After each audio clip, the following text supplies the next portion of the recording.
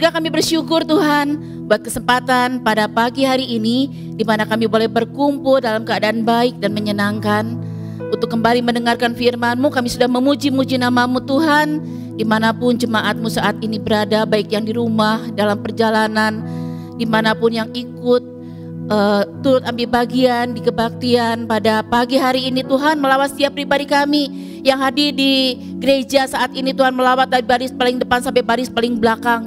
Silakan Tuhan bekerja dengan leluasa di tengah-tengah kami, melawat umat-Mu, memberkati setiap pribadi kami dengan berkat-berkat yang khusus yang Tuhan sudah sediakan buat kami semua. Berfirmanlah buat kami semua, kami siap untuk mendengar.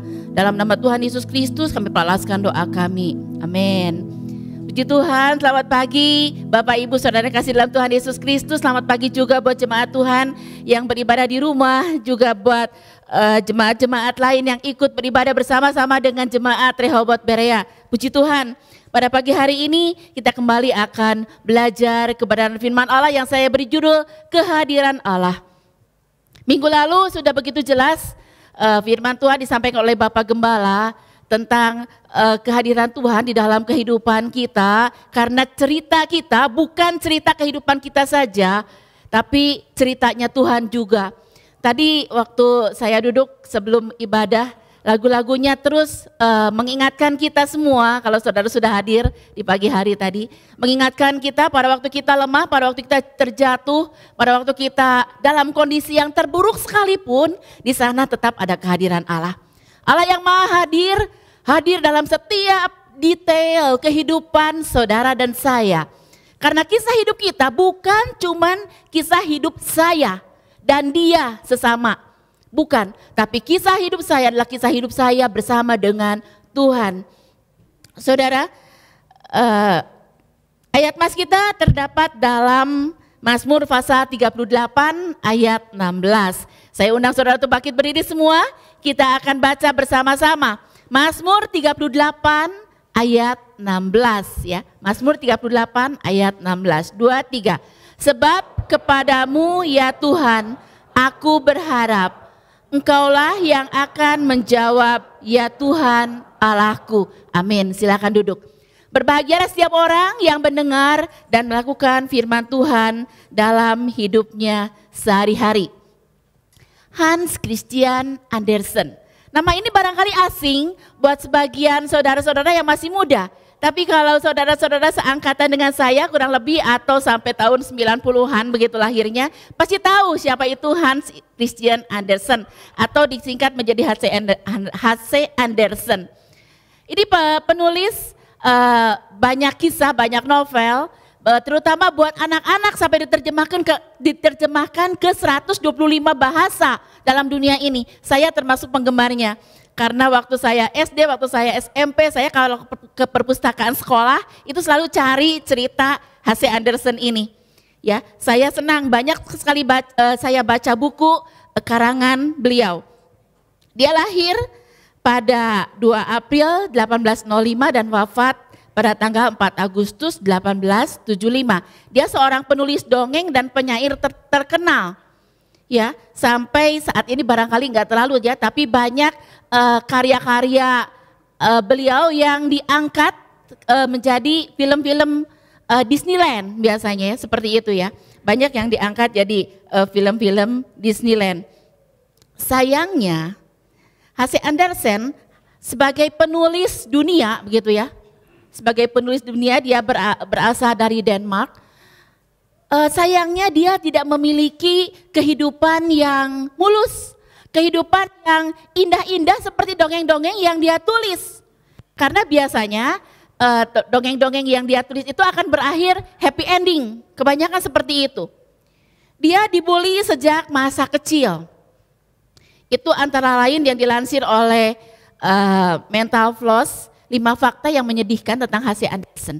Dia dibully sejak kecil sehingga dia menulis satu karya yaitu si bebek buruk rupa. Kalau ada di antara saudara yang tahu cerita itu ya, si bebek buruk rupa. Itu dia mengisahkan tentang dirinya sendiri. Kemudian dia menderita diseleksia. Kalau dialeksia itu orang yang mengucapkan kata-kata ketukar-tukar gitu suku katanya. Kalau dia disleksia, artinya dia menulis Menulis itu ketukar-tukar suku katanya. Sehingga yang mengedit dongengnya dia di percetakan itu banyak PR-nya gitu ya, untuk memperbaiki karena dia menderita diseleksia, sulit untuk mengambil suku kata yang tepat begitu untuk ceritanya dia. Kemudian dia juga menderita fobia takut anjing, kemudian dia juga takut mati, takut dikubur hidup-hidup. Seperti itu. Dan dia gagal dalam percintaan, biarpun dia pernah berpacaran tapi dia tetap melajang sampai akhir hidupnya. Dia gagal dalam percintaannya dan dia meninggal dalam kondisi sakit kanker hati. Saudara, penulis dunia yang luar biasa, karyanya diterjemahkan ke 125 bahasa di dunia ini. Tapi hidupnya sedemikian, saudara. Berbeda dengan penulis kehidupan saudara dan saya, yaitu Allah yang kita kenal dalam Yesus Kristus. Dia Allah yang tidak pernah gagal, rencananya selalu sempurna. Sempurnanya di mana gitu ya? Ada kalanya kita menghadapi hal-hal yang kurang menyenangkan, tidak sesuai dengan apa yang kita harapkan dan inginkan, Tuhan izinkan terjadi. Lalu kita berkata, baiknya di mana, sempurnanya di mana? Tetap saja kita akan mengatakan Tuhan Yesus baik dan rencananya sempurna, tidak pernah gagal, pasti baik. Barangkali kalau tidak dalam dunia ini kita menerima jawaban, satu kali kalau kita berjumpa dengan Tuhan kita bisa bertanya, mengapa Tuhan semua itu Tuhan izinkan terjadi? Karena buat saya tuh gak ada baik-baiknya gitu. Tapi itu pasti baik, saudara. Penulis kehidupan kita adalah Allah yang menciptakan kita dan Allah yang bertanggung jawab atas ciptaannya. Sepanjang bulan Februari ini kita akan pelajari tentang kisah hidup Yusuf, di mana di dalamnya jelas diperlihatkan kehadiran Allah dalam kisah hidup Yusuf. Apakah hidupnya mulus? Tidak, saudara. Kalau kita membaca di Kejadian pasal 39, di sana diceritakan tentang fitnah istri Potifar. Itu merupakan kelanjutan kisah Allah dalam memproses dan mempersiapkan Yusuf menjadi seorang penguasa di Mesir. Bukan hal yang mudah menjadi seorang penguasa. Banyak penguasa yang setelah mencapai kedudukan di tingkat tinggi, mereka langsung terjun ya. Seperti anak Tuhan yang sekarang sedang viral ya. Seperti itu, dia anak Tuhan waktu ulang tahun, wah istrinya membacakan ayat dan sebagainya. Tiba-tiba dia melakukan hal-hal yang tidak terpuji, bahkan mencemarkan nama Tuhan kalau menurut saya. Terpleset. Dan tidak mudah untuk menjadi seorang petinggi. Dan Yusuf dipersiapkan Tuhan untuk diproses Tuhan untuk menempati tempat itu. Tempat yang tinggi. Cuma satu level di bawah Firaun, kira-kira seperti itulah saudara. Tampaknya bukan merupakan kisah yang cukup menyenangkan waktu Tuhan memproses dan mempersiapkan Yusuf untuk menjadi seorang penguasa di Mesir. Tetapi tetap saja di sana ada kehadiran Allah di dalam kehidupannya. Biarpun prosesnya tidak nyaman, biarpun prosesnya tampak buruk, tapi di sana tetap ada kehadiran Allah. Potifar telah menjebloskan Yusuf ke dalam tempat di mana tidak seharusnya Yusuf ada di sana. Karena fitnah istri Potifar. Waktu Yusuf ada di rumah Potifar, sedemikian rupa tanggung jawabnya itu besar, luar biasa dan disukai oleh Potifar. Sehingga dikatakan oleh firman Tuhan, Potifar itu tidak mengurus apa-apa selain makanannya sendiri. Dan semua diserahkan kepada Yusuf untuk dikelola di dalam rumah tangganya kecuali istrinya. Itu dinyatakan sendiri oleh Yusuf. Nah, namun terjadilah peristiwa yang tidak menyenangkan itu buat Yusuf dan dia dijebloskan ke dalam penjara. Lagi-lagi sifat Yusuf dan kehadiran Allah di dalam kehidupannya membuat dia menjadi satu pribadi yang penuh tanggung jawab dan disukai banyak orang. Demikian juga dengan kepala penjara ini, dia adalah seorang kepala pengawal Raja Firaun. Jadi di rumahnya itu bukan seperti tahanan banyak gitu orang, tidak. Hanya orang-orang tertentu saja yang bisa masuk, yang disimpan, dititip gitu istilahnya begitu. Sebelum proses hukum berlaku. Nah Yusuf dimasukkan ke sana. Dan kepala penjara ini tidak mengurus apa-apa lagi selain semua diserahkan kepada Yusuf. Kembali ya, Yusuf berprestasi dimanapun dia berada. Baik dia berada di rumah Potifar yang notabene ya pasti nyaman ya enak sebagai seorang merdeka. Kemudian dia masuk ke dalam penjara, Waktu dalam keadaan yang terjepit dan tidak nyaman itu juga, Yusuf tetap berprestasi. Dia tinggal di rumah kepala penjara itu dan melayani 2 pegawai Firaun. Yang pasti kepala penjara itu tidak lagi mengurus apa-apa, mau makan, mau minum, pokoknya urusan tahanan kedua pegawai Firaun itu diurus sama Yusuf semuanya. Kita melihat, sekarang kita beralih ke Firaun. Tidak semua Firaun jahat. Tetapi jika terjadi 2 orang pegawai dekat Firaun, yaitu juru minuman dan juru roti, itu masuk ke dalam penjara, itu tentunya berkaitan dengan kepercayaan. Karena mereka mengurus minumannya dan makanannya Raja Firaun. Mungkin saja benar mereka berdua terlibat konspirasi jahat untuk membunuh Firaun, mungkin saja. Atau mereka dijebak dan mereka ditangkap, sementara sebelum proses hukum berlaku, dia disimpan dulu di rumah kepala penjara atau rumah kepala pengawal Firaun itu. Juru minuman atau disebutnya masgeh atau pemberi minuman itu merupakan anggota rumah tangga Firaun yang dihargai. Juru roti atau opeh adalah pengawas dapur yang bertugas untuk memastikan bahwa makanan yang disajikan kepada raja itu tidak beracun dan bisa disantap oleh raja. Itu bukan seperti pembantu kita saat ini, bukan saudara. Ini pejabat tinggi. Kalau kita lihat peristiwa Nehemia, dia adalah juru minuman Raja Artasasta dari Persia. Itu Nehemia itu orang terhormat. Waktu dia mendengar benteng Yerusalem runtuh dan dia terbeban sekali untuk membangun kembali benteng Yerusalem, itu Raja Artasasta memberi pengawalan militer, menyediakan apa yang diperlukan oleh Nehemia untuk membangun kembali tembok Yerusalem. Jadi seorang juru minuman itu seorang terhormat, bukan pembantu rumah tangga seperti apa yang kita saat ini ada, bukan saudara. Dia orang terhormat, orang kepercayaan raja. Jika ada pembicaraan raja dengan raja lain begitu atau tamu yang lain, juru minuman akan hadir di sana. Jadi dia biasanya tahu rahasia-rahasia negara gitulah istilahnya ya, begitu. Karena dia itu orang yang terhormat. Dan 2 pejabat tinggi, juru minuman dan juru roti itu mungkin telah menyinggung perasaan Firaun atau entah bagaimana sehingga dia dijebloskan ke dalam penjara di mana Yusuf ada bersama-sama dengan mereka. Kita melihat nanti juru minuman Firaun juga yang mengusulkan Yusuf untuk keluar dari penjara, kan begitu ya. Jadi artinya juru minuman dan juru roti itu orang-orang yang didengar kata-katanya, bukan disepelekan, bukan diabaikan, tapi didengar oleh pemimpin negara, oleh Raja Firaun dalam hal ini. Saudara, kedua pegawai kerajaan itu mungkin saja awalnya itu ngerasa terhina ya. Dia tuh pejabat tinggi negara Firaun, kok tiba-tiba dilayani oleh orang Ibrani, oleh budak, orang Ibrani begitu ya. Kan biar dari Potifar juga tetap posisinya kan Yusuf itu sebagai budak. Tapi keberadaan Yusuf di sekitar mereka itu ternyata merupakan satu paket. Satu paket dari rencana Tuhan yang sempurna, yang tidak pernah gagal.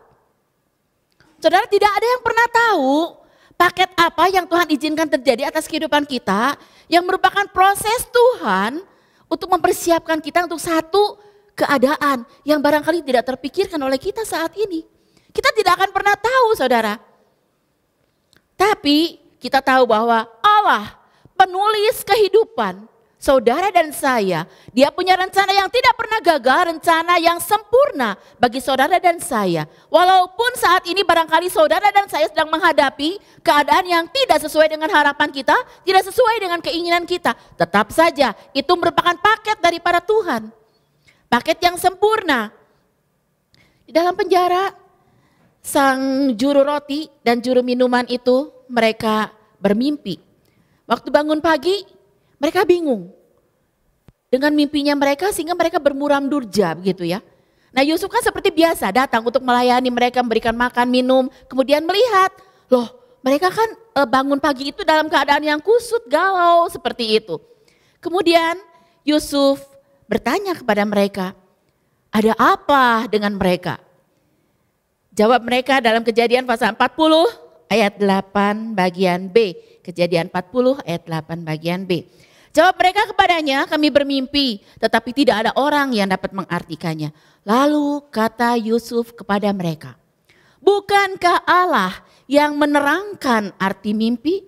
Ceritakanlah kiranya mimpimu itu kepadaku. Saya ambil beberapa terjemahan sebagai bahan perbandingan saja. Dari New Living Translation, dari terjemahan bebasnya mengatakan begini, menafsirkan mimpi adalah urusannya Tuhan. Urusannya Tuhan, jawab Yusuf. Silakan, ceritakan saja apa yang menjadi mimpimu.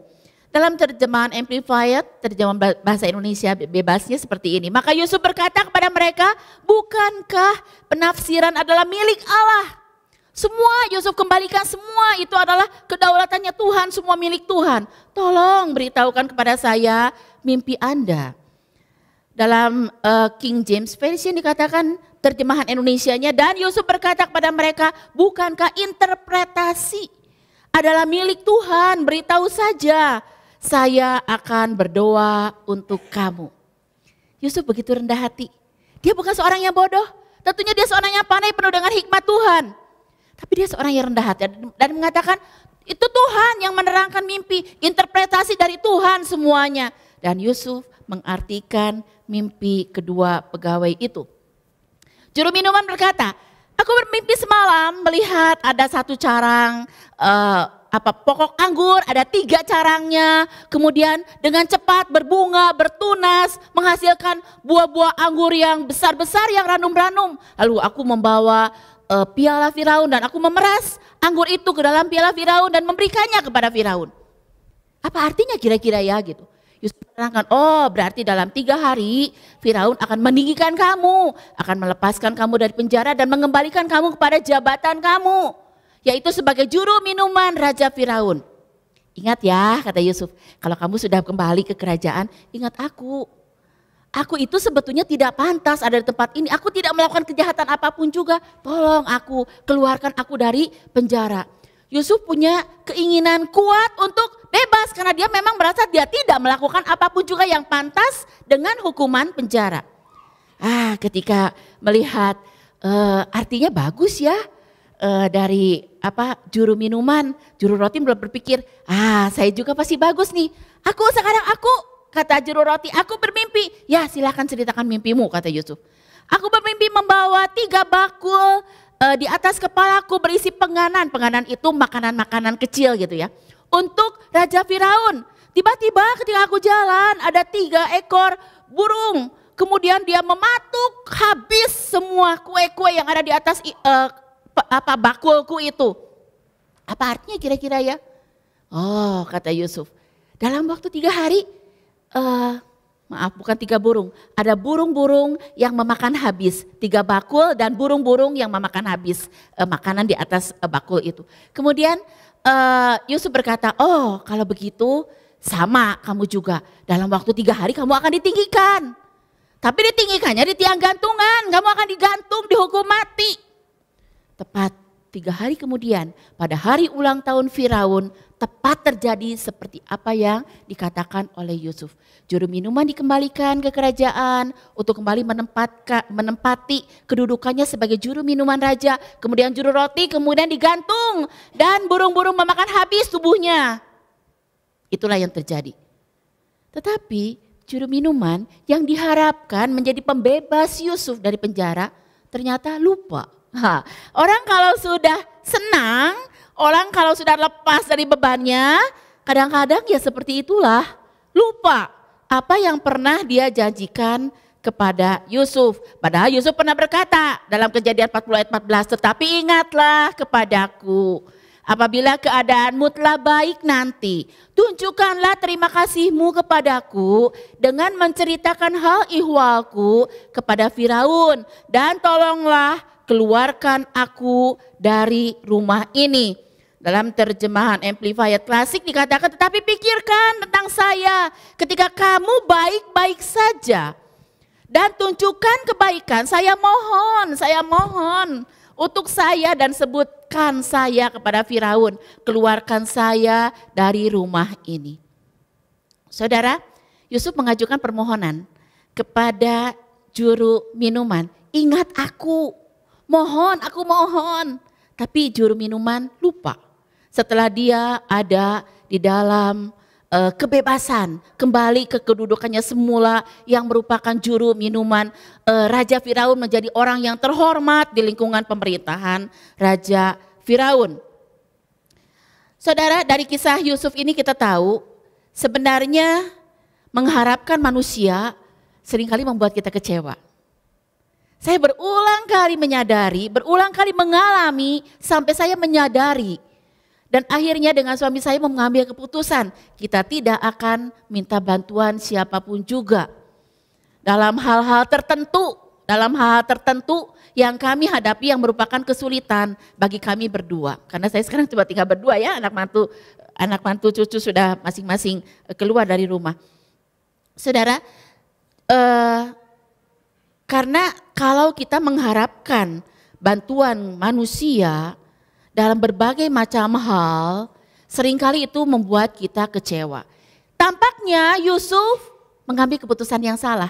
Tampaknya Yusuf gagal ketika dia meminta bantuan juru minuman untuk melepaskan dia dari penjara.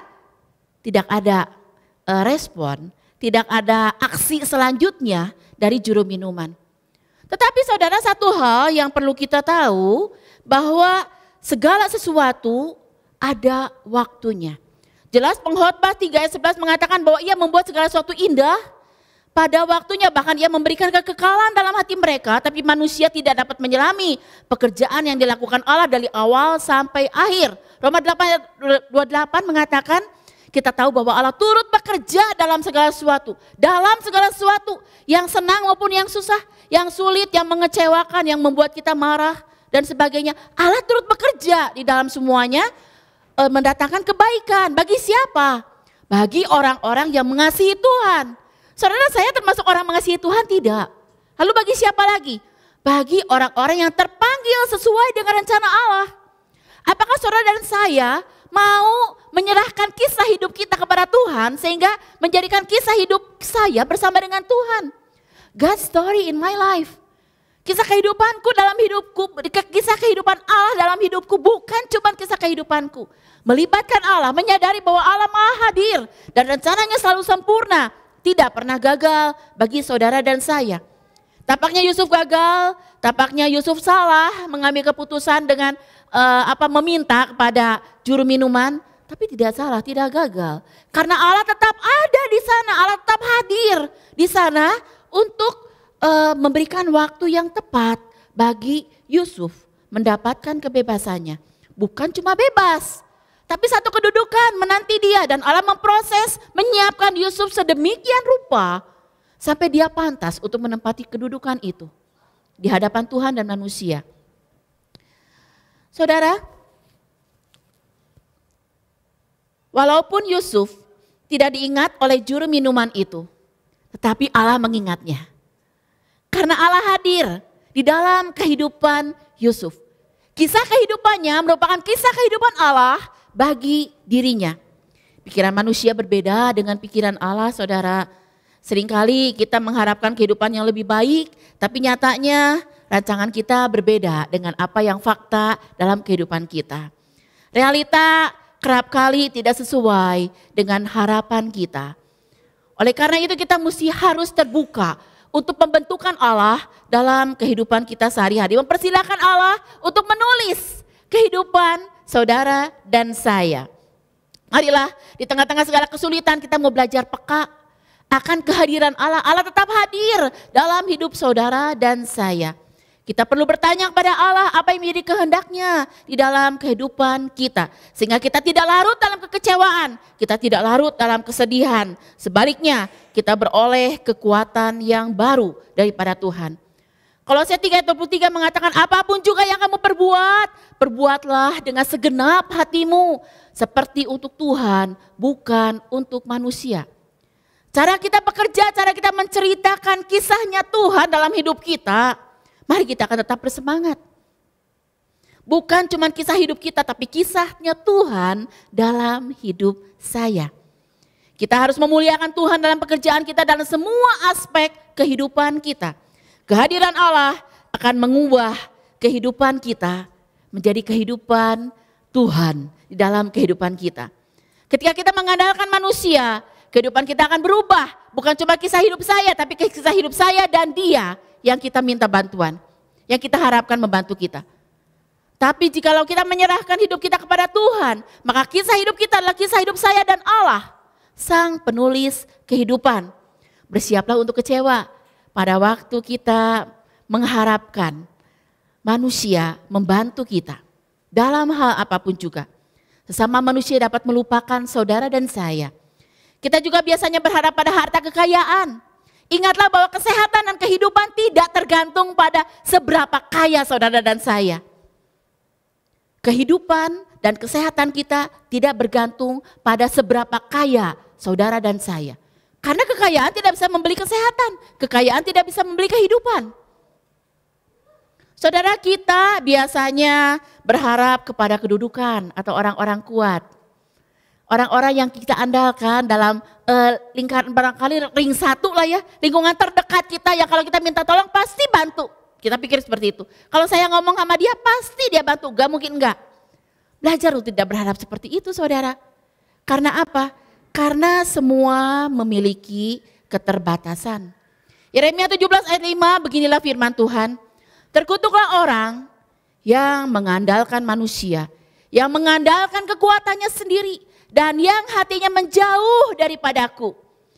Terjemahan lain mengatakan bahwa terkutuklah orang yang menaruh kepercayaannya pada manusia, yang mengandalkan kekuatan manusia dan yang memalingkan hatinya daripada Tuhan.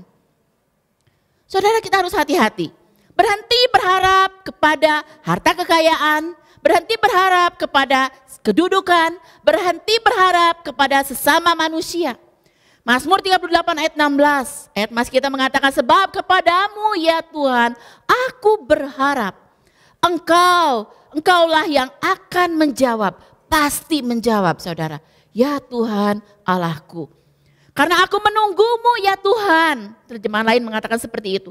Karena aku menunggumu ya Tuhan. Engkau pasti menjawab aku. Ya Tuhan Allahku. Siapakah yang mau menemani kita pada saat badai kehidupan menerpa perahu kehidupan kita? Pasangan kita? Anak kita? Kerabat kita? Yang pasti adalah Allah yang menciptakan saudara dan saya. Dan dialah penulis kehidupan kita masing-masing. Saudara, Mazmur 139 ayat 16 firman Tuhan mengatakan demikian. Matamu, kata pemazmur, mata Tuhan. Matamu melihat selagi aku bakal anak. Dan dalam kitabmu semua tertulis hari-hari yang akan dibentuk sebelum ada satupun daripadanya. Terjemahan lain mengatakan, engkau telah melihat aku sebelum aku lahir. Setiap hari dalam hidupku tercatat dalam bukumu. Setiap momen ditata sebelum satu hari berlalu. Tiap-tiap hari saudara, ketika kita berdoa pada pagi hari ini minta pimpinan Tuhan sepanjang hari, Tuhan sudah menata kehidupan kita sebelum akhir hari itu berlalu. Kehadiran Allah dalam hidup saudara dan saya menata kehidupan kita demikian sempurna dan tidak pernah gagal. Saudara, dalam Efesus 1 ayat 17, Efesus 1 ayat 17, firman Tuhan berbunyi demikian. Dan meminta kepada Allah Tuhan kita Yesus Kristus, yaitu Bapa yang mulia itu, supaya ia memberikan kepadamu roh hikmat dan wahyu untuk mengenal dia dengan benar. Dalam terjemahan New Living Translation, translate-nya seperti ini saudara. Memohon kepada Allah, Bapa yang mulia dari Tuhan kita Yesus Kristus untuk memberi kamu hikmat dan wawasan rohani agar kamu dapat bertumbuh dalam pengetahuan tentang Allah. Saudara, kita tidak bisa mengandalkan orang yang tidak kita kenal. Saudara, kita hanya bisa mengandalkan orang yang kita kenal dengan baik dan tahu pasti kalau dia bisa menolong kita pada waktu kita minta bantuan. Tapi ingat, tadi kita sudah pelajari bahwa semua manusia penuh dengan segala keterbatasan. Yang kadang-kadang membuat kita kecewa. Bahkan barangkali seringkali membuat kita kecewa. Saudara, untuk mengandalkan Tuhan, Saudara, kita perlu mengenal Dia. Kenal sejauh mana kalau saudara cuma sekedar tahu Tuhan penolong, ya tahu. Orang lain juga ditolong. Barangkali saya juga ditolong. Bukan barangkali saudara, pasti saudara dan saya juga ditolong. Tapi kita harus kenal dulu. Efesus mengajarkan kepada kita, Paulus mengajarkan pada jemaat Efesus, mengajarkan kita, dikatakan untuk mengenal dengan benar itu saudara, kita perlu roh hikmat dan wahyu. Kita perlu spiritual wisdom dan insight. Kita perlu hikmat dan wawasan rohani. Sehingga kita bisa mengenal Allah dengan benar. Bukan kata orang, Ayub kan seperti itu. Kata orang aku mengenal Allah, setelah itu Ayub mengalami sendiri. Seperti apa babak belur, seperti apa juga pemulihan Tuhan bagi kehidupannya. Saudara mari, kalau saat ini kita dalam kesulitan, jangan mengandalkan manusia, jangan mengandalkan harta benda, jangan mengandalkan kedudukan, jangan mengandalkan apapun juga dalam dunia ini. Mari andalkan Tuhan. Dia pasti menolong. Sebelumnya saudara kenal Tuhan dulu dengan benar. Perlu apa? Perlu roh hikmat dan wahyu untuk mengenal Allah dengan benar. Amin saudara. Pembelajaran kita pada pagi hari ini, pesan Tuhan pada pagi hari ini buat saudara dan saya adalah Allah selalu hadir di dalam kehidupan umatnya. Dalam keadaan yang buruk, yang kita anggap buruk sekalipun, Dia ada, Dia hadir. Ketika saudara menangis, Dia ada, Dia hadir. Dan Allah hadir dengan rencananya. Bukan cuma nonton, oh kasihan ya Yulia lagi nangis, enggak saudara. Tapi Allah hadir dalam hidup saya, Allah hadir dalam hidup saudara dengan rencananya yang sempurna, yang tidak pernah gagal. Mulai saat ini bergantunglah kepada Allah. Dan berhenti bergantung pada sesama, berhenti bergantung pada harta benda, berhenti bergantung kepada kedudukan sendiri atau kedudukan orang lain. Dan saudara untuk mengenal Allah, kita perlu roh hikmat dan wahyu. Saya lanjutkan di KU2 ya. Saudara yang masih punya waktu, yuk kita belajar lagi firman Tuhan di KU2. Amin. Saya serahkan pada Bapak Gembala. Kita berdoa. Bapa kami yang ada di surga, kembali firman Tuhan pada saat ini menyadarkan kami, mengingatkan kami. Bukan kepada manusia yang kita pikir orang itu berpengaruh dan bisa menolong kami. Tapi berharaplah kepada Tuhan. Karena rancangan Tuhan selalu baik kepada kita semua. Perlu kesabaran karena segala sesuatu ada waktunya. Ada waktunya Tuhan, saatnya yang paling tepat. Tuhan menolong kita. Oleh karena itu percaya kepada Tuhan dengan sepenuh hati kita. Terima kasih Tuhan, terima kasih, terima kasih. Biarlah firman Tuhan kau meteraikan dalam hati kami. Sehingga hidup kami menjadi hidup yang selalu melekat kepada kasih-Nya. Melekat kepada Tuhan. Dan kami tahu akhirnya segala sesuatu menjadi indah pada waktunya. Terima kasih Tuhan, terima kasih. Kami akhiri ya Tuhan ibadah kami dengan penuh rasa syukur. Hanya dalam satu nama, yaitu Yesus Kristus, Juru Selamat dan Penebus kami yang hidup. Dan sekarang saudara-saudara, marilah kita angkat tangan kita untuk menerima berkat Tuhan. Kiranya berkat dari Allah Bapa, kasih karunia damai sejahtera dan sukacita daripada Tuhan Yesus dan persekutuannya Roh Kudus menyertai saudara-saudara dari saat ini sampai Maranatha, kedatangan Tuhan Yesus yang kedua kali.